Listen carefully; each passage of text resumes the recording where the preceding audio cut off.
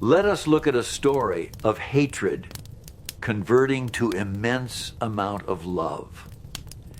Nobody in Caldwell Creek talked about the Harold Westbrook arrangement out loud.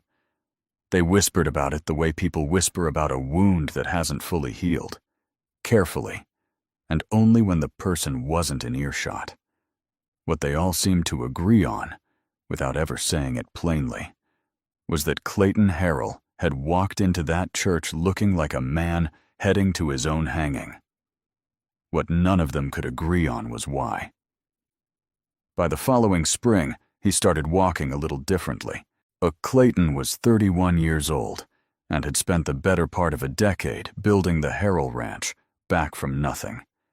His father, Edmund Harrell, had drunk most of the land's value away before the consumption took him, and Clayton had inherited little more than a broken fence line, a tired old horse, and a name that still carried some weight in the county, if only barely. He'd worked himself lean and quiet over those years. He didn't socialize much. He didn't court anyone. And he told himself he didn't have time, and for a while that was true enough. The trouble started with a debt. Not his debt, as it happened, but one that had his name tangled up in it all the same. Edmund Harrell, in one of his final desperate moves, had borrowed a considerable sum from Gerald Westbrook, the most established landowner in the county, using a verbal agreement and a signed note that promised repayment within 5 years of Edmund's death. That Clayton had never known about the note until Gerald Westbrook rode up to his fence line one afternoon with a copy of it in his hand and a calm look on his face that was somehow worse than anger. "I don't want your land, Clayton," Gerald had said, folding the note back into his coat pocket.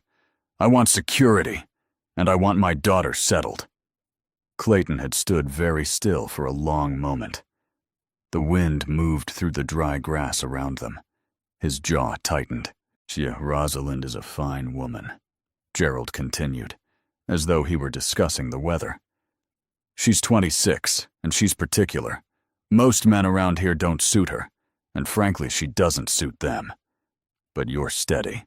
You're not a drinker. And this arrangement would clear your father's debt entirely."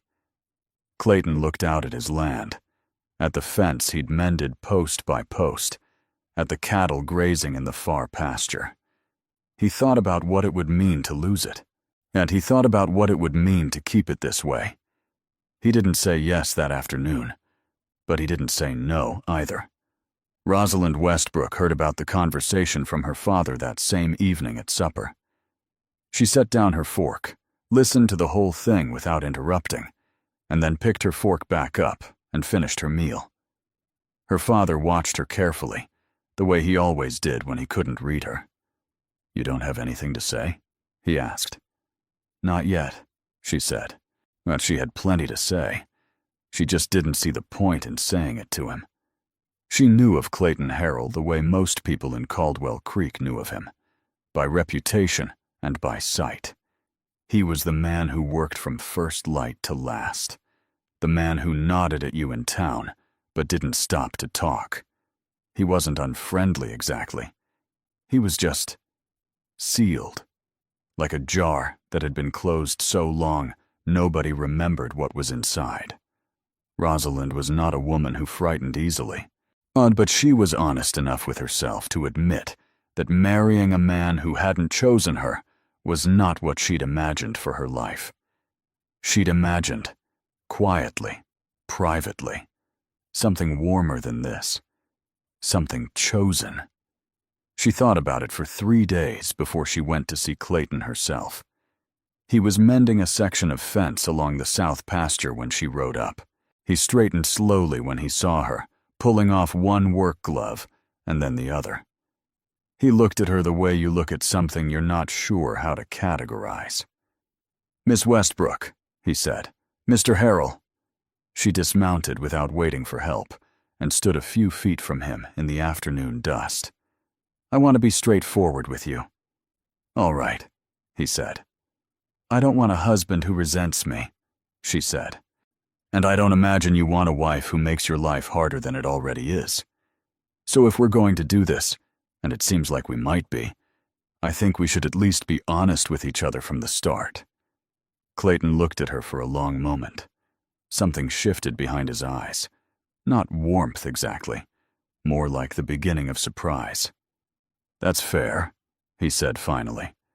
It wasn't much, but it was the first real thing he'd said to her, and Rosalind recognized the difference. And they were married 6 weeks later on a Tuesday morning, with 12 people in attendance. Clayton said his vows in a steady voice with his jaw set and his eyes forward. Rose said hers quietly, looking directly at him. He didn't look back. Not yet. The first few weeks of marriage were polite in the way that a cold morning is polite. Not unpleasant exactly, just not warm. Clayton had given Rosalind the larger of the 2 bedrooms in the ranch house and moved his own things into the smaller one without discussion. She hadn't asked him to. He hadn't explained it. It was simply done, and she understood it for what it was. A man drawing a boundary the only way he knew how, quietly and with his hands instead of his words. She didn't push against it. The house itself was clean, but sparse. That Clayton had never had reason to make it comfortable beyond what function required. There were no curtains on the windows. The table had 2 chairs, but only one of them had ever been used regularly. She could tell by the way the legs had worn into the floorboards. The kitchen had everything necessary and nothing extra. Rosalind didn't rearrange things the first week. She watched instead. She was good at that. She noticed that Clayton was up before sunrise every morning without exception, and that he took his coffee black and standing at the kitchen window, and that he was always back inside by sundown, regardless of how much work remained undone. She noticed that he fed the dogs before he fed himself.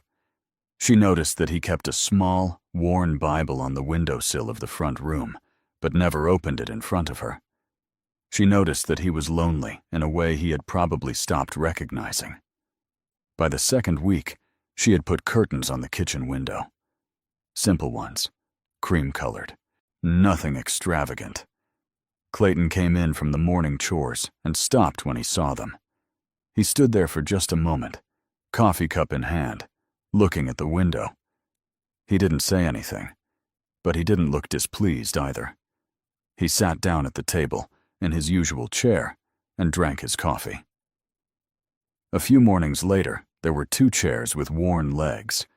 The nearest thing to a real conversation they had in those early weeks happened by accident, the way most real conversations do. Clayton had come in late one evening after a difficult day. One of his mares had taken sick, and he'd spent the better part of the afternoon with her, uncertain of the outcome. He was tired and quieter than usual, which was saying something. Rosalind had kept his supper warm without being asked. He sat down and ate without speaking. She was mending something at the other end of the table, not paying him particular attention. Yet when he said without looking up, she might not make it. Rosalind looked up. "The mare?" He nodded once. "What happened?" He told her, not in great detail, but enough. A description of the symptoms, what he'd tried, what the outcome might be by morning. She listened without interrupting, without offering hollow reassurances. When he finished, she asked one question, a practical one, about something she'd seen her father's stable hand do in a similar situation years ago. Clayton looked at her with a kind of focused attention he hadn't shown her before. "That might help," he said slowly. "It might not," she said honestly. I don't know horses the way you do." He was quiet for a moment. "I'll try it." The mare survived. Clayton didn't make a great occasion of telling her, but he mentioned it the next morning at the kitchen window in the same tone he might use to report the weather. Rosalind nodded and refilled his coffee. It was a small thing, but small things were the only currency available to them at that point, and she was paying attention to everyone. Yet the first real friction came at the end of the first month, and it came, as friction often does, from something that had nothing to do with what it was actually about. A man named Douglas Pearson rode out to the ranch looking for Clayton on a Wednesday afternoon.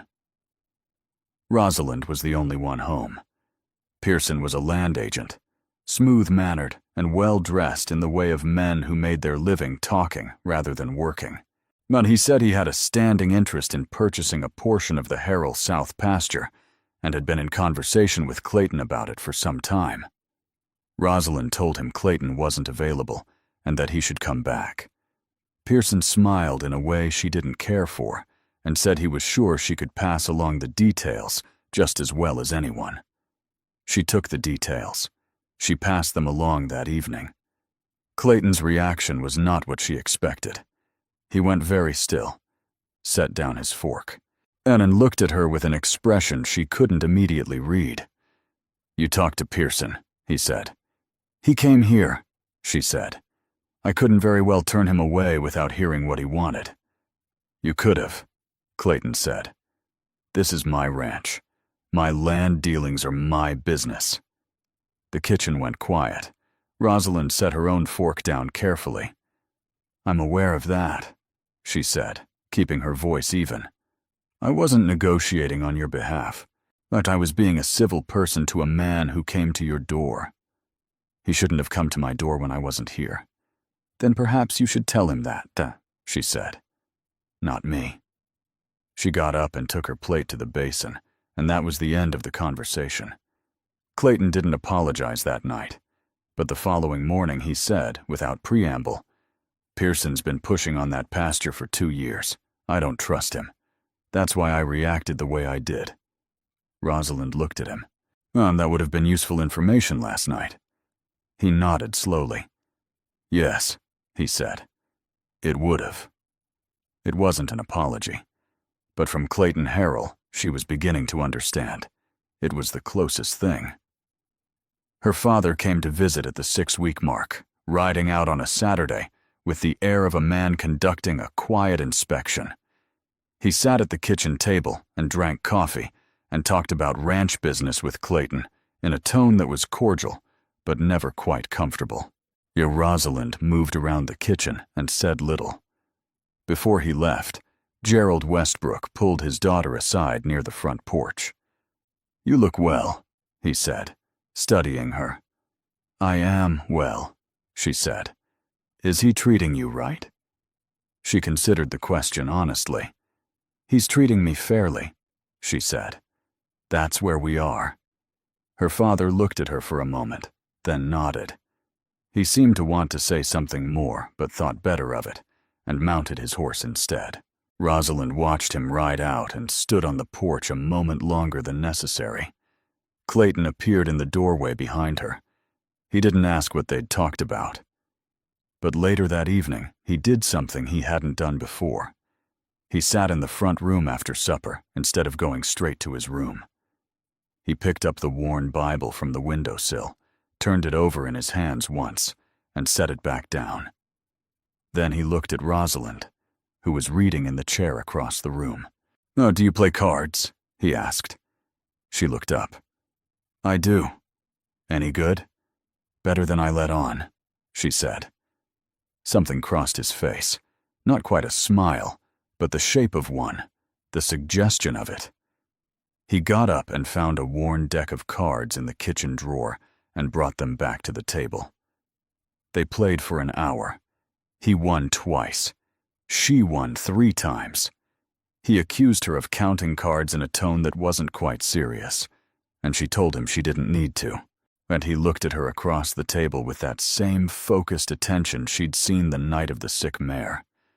This time, he held it a little longer before looking away. Rosalind gathered the cards and said goodnight and went to her room. She sat on the edge of her bed in the dark for a moment before lying down. She wasn't sure what was happening between them, but something was. Something slow and unannounced, the way a season changes, not all at once, but undeniably. And she closed her eyes and let herself wonder, just for a moment, where it might lead. Winter came to Caldwell Creek the way it always did, without much warning, and with a particular kind of cold that settled into the bones of old houses and older men alike. The Harrell Ranch felt it early. The wind found every gap in the walls. The water trough froze before sunrise most mornings, and the days shortened until there was barely enough light to finish the necessary work before dark pulled everything closed. Clayton worked harder in winter than any other season. Rosalind had come to understand that about him. That stillness made him uneasy, that he needed the weight of effort the way some men needed drink. He wasn't running from anything exactly. He just didn't know how to be still without feeling like something was slipping, since she had stopped trying to figure him out and started simply watching him live. There was a difference, she'd discovered. Figuring a person out meant looking for conclusions. Watching them live meant letting the picture form on its own. And the picture forming was not what she had expected when she'd ridden up to that fence line 6 months ago. The moment that changed something permanent between them happened on a Thursday evening in late November, and it began with nothing more dramatic than a broken stovepipe. The connector had rusted through, and the kitchen filled with smoke before either of them realized what was happening. Clayton was up on a chair trying to assess the damage, his face turned up toward the ceiling, when Rosalind climbed up beside him on the same chair to hold the lantern closer to where he was working. They were standing closer than they had ever stood, and she could feel the cold still coming off his coat from being outside. He worked in silence for a moment, and then said quietly, "Hold it a little to the left." She adjusted the lantern. Their hands were inches apart. "I can fix this tonight," he said. "It'll take a while." "I'll stay up," she said. He glanced at her briefly. Not a long look, just a check, the way you glance at something to confirm it's still there. Then he went back to work. She stayed up. She made coffee and brought him a cup without being asked, and sat at the table while he worked, and they talked in the loose, unhurried way of people who have run out of reasons to be formal with each other. He told her about the winter his father had let the pipes freeze, and how he'd spent 2 weeks hauling water from the creek by hand at 14 years old. She told him about the winter she'd spent 3 months nursing her mother through a fever that the doctor hadn't expected her to survive. She survived, Rosalind said. "Clearly," Clayton said, from up on the chair. "You get that from her? The stubborn part?" She looked up at him. "What stubborn part?" He gave her a look that was unmistakably dry. "The part where you don't quit." She was quiet for a moment. Then she said, "Yes, I think I do." He finished the repair just past midnight. Yet he climbed down from the chair and tested the pipe and stood back and looked at it, with the particular satisfaction of a man who fixes things with his hands. Then he looked at her. "Thank you," he said, "for staying up." "You would have managed without me," she said. "Probably," he agreed. And then, after a pause, "But it was better with you here." He said it simply, without apparent awareness of what it meant. Yet he picked up his coffee cup and drank the last of it and set it in the basin, and said goodnight. Rosalind sat at the table for a long moment after his door closed, her hands wrapped around her own cup, looking at nothing in particular. It was better with you here. She made herself not read too much into it, but she kept it, the way you keep a small, smooth stone you find on a path, not because it's valuable, just because something made you pick it up. Christmas came and went quietly. Clayton had ridden into town and come back with a small package wrapped in brown paper that he'd left on the kitchen table without ceremony or explanation. Inside was a pair of good leather gloves, well made and clearly not inexpensive. Rosalind had looked at them for a long moment before putting them on. They fit perfectly. She had gotten him something too, a new Bible, the same size as the worn one on the windowsill, but with clean pages and a proper binding. That she'd left it beside his coffee cup on Christmas morning. He'd picked it up and turned it over carefully, the way he handled things he valued. "You noticed the old one," he said. It's held together with hope, she said. He almost smiled. The shape was fully there this time, unmistakable at the corners of his mouth. He set the new Bible on the windowsill next to the old one and left them both there, side by side. She never asked why he kept both. She thought she understood. But the real test came in January. Clayton had ridden out early on a morning that had started cold and turned dangerous, one of those winter days on the frontier that shifts without warning from manageable to life-threatening. By early afternoon, the temperature had dropped severely, and the wind had picked up into something serious. 2 of his ranch hands came back in without him, having lost track of him in the conditions while checking the far north fence line. But Rosalind stood on the porch and looked at the sky and felt something cold move through her that had nothing to do with the weather. She didn't panic. Panic was loud and useless. Instead, she went inside, put on her heaviest coat and the leather gloves Clayton had given her at Christmas, and told the ranch hand named Albert to saddle 2 horses. Albert looked at her with the uncertainty of a man who wasn't sure whose authority to follow. "Now please," she said. Her voice was steady. They rode out together into the gray afternoon, following the fence line north. The wind was brutal, and the light was flat and wrong, the kind of light that makes distances deceptive.